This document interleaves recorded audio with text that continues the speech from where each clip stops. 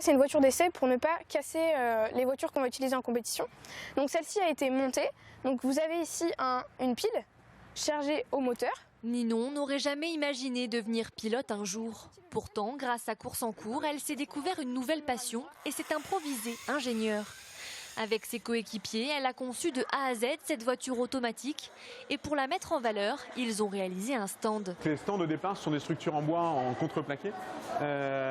Et à partir de ces structures en bois, nos élèves viennent cette semaine faire toute la décoration des stands. Donc ils sont partis au début de l'année d'une petite maquette, une maquette qui est au format 1/10, qui a été faite avec les BTS Design du lycée Jean Monnet. Un travail de titan en seulement quelques mois qui donne beaucoup d'autonomie aux jeunes. Ça nous apporte beaucoup de nouvelles compétences pour plus tard, pour nos métiers. Et puis je pense qu'aussi la voiture, ça m'apporte la maîtrise de la compétition, savoir avancer avec son équipe.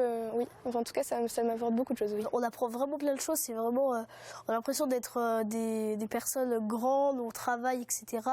C'est vraiment impressionnant. De la conception assistée par ordinateur à la réalisation, Course en Cours est un véritable challenge pluridisciplinaire. Et pour les 3 équipes du collège Jean Rostand, c'est aussi un premier pas vers des enseignements plus techniques. Ce projet, il était fait pour un petit peu tenter les élèves à aller vers des filières techniques autour. Nous, on lui donne aussi une composante design, mais ça leur donne aussi le goût d'aller vers des filières auxquelles ils n'auraient pas forcément pensé au préalable. Le 21 avril prochain, les 18 jeunes de 5e et 4e affronteront les autres candidats, parfois étudiants en ingénierie.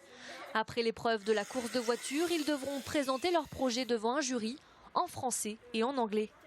Depuis 5 ans que le collège participe au concours, 2 équipes sont montées à Paris pour la finale nationale et l'une d'elles l'a même remportée en 2014. De quoi laisser de beaux espoirs à ces jeunes très motivés.